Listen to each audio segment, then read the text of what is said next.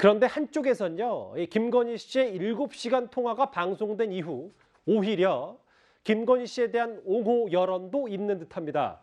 오늘 진보 원로인 유인태 전 사무총장이 이런 진단을 했습니다. 처음엔 뭐 전화를 바로 끊을 줄 알았더니 첫 통화부터 뭐 상당한 시간을 끌었다는 거 아니에요. 17분을 통화. 그걸로 봐서는 김건희 씨도 상대를 안 할까 하다가 나도 좀 활용을 한다고 그럴까 이용을 한다고 그럴까 어쨌든 깔끔하게 또 해명이 됐잖아요. 캠프에서 막 하는 것보다 그 본인의 그 육성으로다가 난 그러니까 좀 이용한 측면도 있는 것 같아요. 김건희 씨는 김건희 씨 나름대로의 계산 하에서 이 서울의 소리 이명수 기자를 좀 활용한 게 아닌가 하는. 유인태 전 사무총장 시각은 오히려 김건희 씨 의혹이 깔끔하게 해명이 됐다. 뭐 특히 사생활 부분도 얘기하는 것 같은데요. 나름대로 김건희 씨도 이 부분을 활용한 듯하다. 동의하십니까? 네, 저도 뭐 동의를 하는데 왜냐하면 이 김건희 씨가 예를 들어서 이게 지금 이분이 이제 서울의 소리 직원이에요. 이 정확히 뭐 기자 신분을 가지고 하는 건 아닌 것 같고. 근데 만약에 이제 처음에 본인이 기자라고 이야기를 했으니까 그게 인터뷰라고 했다라면 이게 문제가 되죠. 만약에 인터뷰다라고 하면서 저 많은 이야기를 했다라고 이야기하면 분명히 문제가 되겠죠. 근데 지금 그 이후에 우리가 과정을 들어보면 이게 인터뷰가 아니라 뭐 본인의 뭐 일자리도 뭐 하고 뭐 얼마 줄 거냐 이런 이야기도 하고 서로 간에 좀 이용했던 측면이 있는 것 같습니다. 즉 김건희 씨 입장에서 보면 본인의 어머니와 재판과 관련돼서 그런 정보들을 제공해 주니까 그걸 좀 더 이용을 한 것 같고 특히 그쪽 분위기 특히 왜냐하면 서울의 소리라든지 주로 이제 진보적인 유튜브에서 본인과 관련해서 어머니와 공격을 많이 하니까 그쪽의 분위기를 좀 탐지해보는 그런 이용을 한 것 같고 지금 이 직원 같은 경우는 본인이 이제 그 나중에 밝혔습니다만은 실제로 열린공감TV와 긴밀하게 관계를 가지면서 뭘 물어볼까, 뭘 할까, 그 또 녹취록을 일부 또 제공했다는 거 아니겠습니까? 끊임없이 또 그런 것들을 이용을 했고 서로 간에 어떤 이용했던 측면들이 우리 국민들이 다 보시는 거거든요.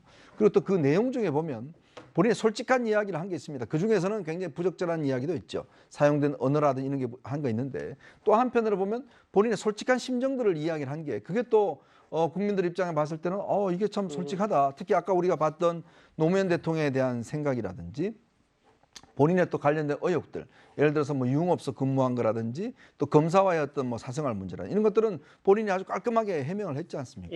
이제 그렇다 보니까 또 거침없는 이야기, 지난번 기자회견 때 본인이 했던 그런 톤과는 또 굉장히 다른 톤으로 이야기를 하다 보니까 이게 이제 또 역효과라고 이야기를 해야 되나요? 또 다른 효과가 누리는 것 같아요. 또 뭐 팬클럽 회원들이 굉장히 폭증을 한다든지 이런 식으로 어떤 면에서는 또 효과도 누리는 것 같고 참 세상에는 보면 어떤 한 측면만 반드시 있는 건 아닌 것 같습니다. 어떤 것들이 부정적일 것이라는 그런 게 있었는데 실제로 딱 깨보니까 부정이 아니라 또 긍정적인 측면도 있는 것 같고 알겠습니다. 참 요지경인 것 같습니다. 그러니까 이현정 의원님 말씀은 김건희 씨가 자체 판단을 했을 때 만약에 이런 본인의 말들이 나중에 언론을 타고 나간다고 하더라도 큰 문제가 없을 수 있다. 이런 생각도 조금은 있다. 그거는 아닌 것 같아요. 그러니까 이게 어떤 정식 인터뷰는 아닌 것 같고 그냥 본인의 생각을 그냥 어떤 친구한테 이야기하듯이 카페에서 이야기하듯이 그렇게 허심탄회하게 이야기한 것 저는 그 정도라고 봅니다. 알겠습니다. 화면 설명 하나 더 해볼게요. 근데 일부 누리꾼들 방송 보고 팬이 됐다. 의혹 의심했는데 해소됐다. 물론 뭐 유인태 전 사무총장도 비슷한 취지의 얘기를 했습니다만 이 김건희 씨 팬클럽 사이트더라고요. 지금 1시간 정도 전에 15,726명.